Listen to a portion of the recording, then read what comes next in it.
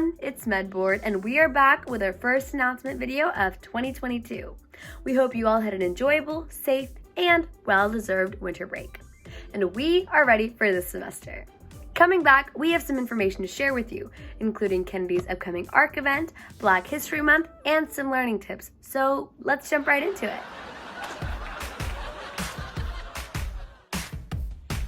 When the crowd wants more, I bring on the thunder. Cause you got my back and I'm not going under. You're my point, you're my guard, you're the perfect chord. And I see our names together on every billboard. We're headed for the top, we got it on lock. We'll make them say, hey! And we'll keep rocking. Oh, there's no way I could make it without you. Do it without you, be here without you. It's no fun when you're doing it solo. With you it's like, whoa, yeah, and I know I'm on this dream, cause I got you with me. There's no way I can make it without you, do it without you, be here without you.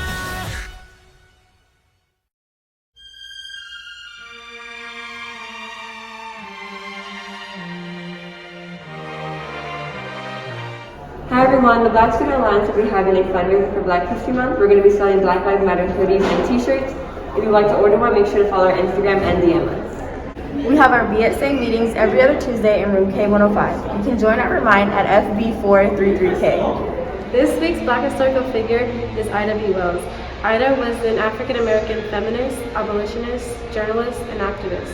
Within her life, she led anti-lynching crusades in the United States during the late 1800s. As time went on, Ida B. Wells founded groups that strived and protested against racial injustice and discrimination against African Americans in the U.S. This week, we shall acknowledge and celebrate Miss Ida B. Wells. Make sure to follow on Instagram, Kennedy.bsa, for Black historical figures, events, updates on meetings, and more. Don't forget, people. I don't know what's up there beyond the sky. It's been a long time coming, but I know a change gonna come. Oh, yes it will. Speaking of clubs, have you ever been interested in joining the Medical Magnet? Then the Medical Magnet Club is for you. You can help MedBoard in our projects, get service hours, and participate in various Medical Magnet activities. Scan this QR code to join. This QR code is also located in front of C203. Signups are open. Hi everyone, it's Ashria here, and today I'm going to be talking to you about Heart Health Awareness Month. So, we know that February is the month of Valentine's Day, where many matters of the heart are dealt with, but did you know that February is also Heart Health Awareness Month? It is very important to take care of your heart. I cannot stress this enough, especially after it was shattered by your crush after that blatant rejection. That was pretty rough. I hope you're doing well now. Anyways, back to the topic of Heart Health Awareness Month. Did you know that high blood pressure or hypertension, same thing, different names, is increasing your risk for heart disease and strokes? And you may think, well, I'm not going to get high blood pressure. What's the point?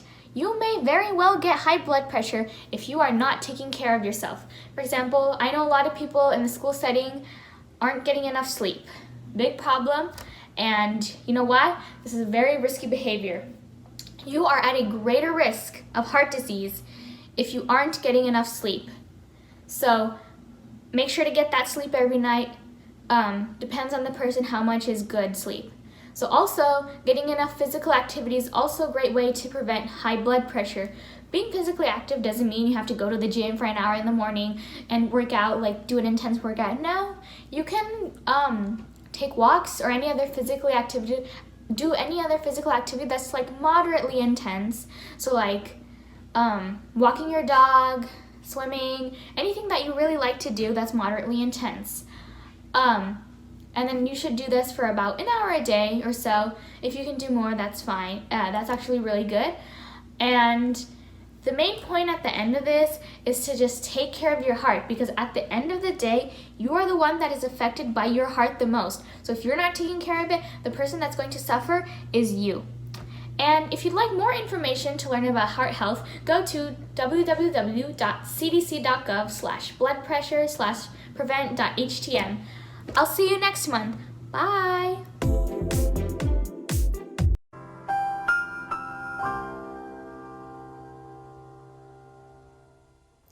Happy New Year and welcome back to another Learning Tips.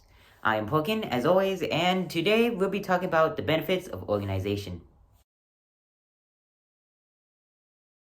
Well, you see, organization can spare you from a lot of unnecessary amounts of stress.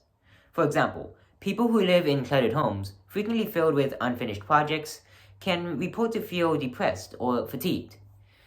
They also report to have higher cortisol levels, a hormone that can cause stress. In addition, according to a Princeton study, a potential reason for the stress could be due to the fatigue of the visual cortexes of the brain, as they can easily be overwhelmed by objects unrelated to the goal, causing more fatigue and stress. Another reason could be an imposed lack of control. For some people, a visual image of an unorganized room is often associated with being unable to control your situation. But when you clean, you are taking responsibility for your situation, and this provides a sense of control and accomplishment, despite any chaotic circumstances. Doing repetitive tasks like cleaning can induce a calming effect, which helps many people deal with stress. So, if you're ever feeling distressed or worked out, try doing some spring cleaning. It may be the first step to relaxation. That's all from Learning Tips. Now on to the next section. Hey everyone, we're your hosts for today's advice column segment, Alex, Jasmine.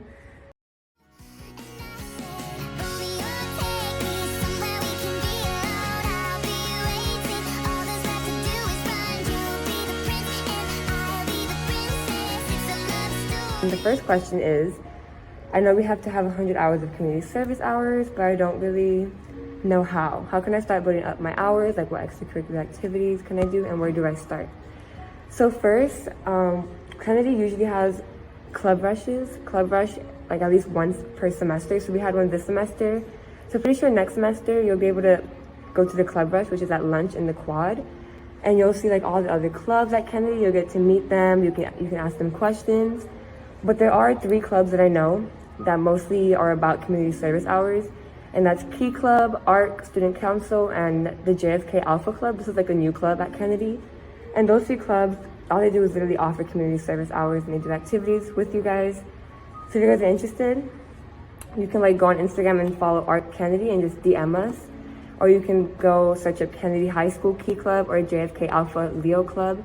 Contact them through Instagram and that's when you'll be able to find out about how to join. Now, since this month is February and Valentine's Day is coming up, it would only be fitting to have a question about love. This one's a big one. There's a lot of things about my boyfriend that my friends keep saying are red flags. Like he doesn't want me to look through his messages, but I think it's just basic privacy. He doesn't want me to hang out with him when he's with his friends, but I don't think there's anything wrong with wanting to spend time with your friends instead of your partner for a while. Should I be listening to my friends? Are these actual red flags? I need help. So, I wouldn't think they're red flags until it's obvious that he's showing that he's hiding something when you want to look through his messages. And if he's literally pushing you away when he's with your friends, maybe, but you're right. There's nothing wrong with wanting to spend time with your friends and not with your partner. Yes, and so I want to add more into that. First of all, I think relationships in high school are like a waste of time and it's like useless. That's my opinion. If you're in a relationship right now, like don't come for me respectfully. You can just disagree with me. But so, okay, you have a boyfriend. You can't look through his messages. I think that's a red flag. Because if he's hiding something, of course, he doesn't want you to see his messages. But if he's not hiding anything, then he'll be like, here, look through my phone, look through my messages.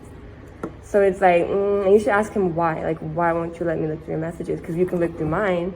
So if he's saying no, to me, that's like a red flag.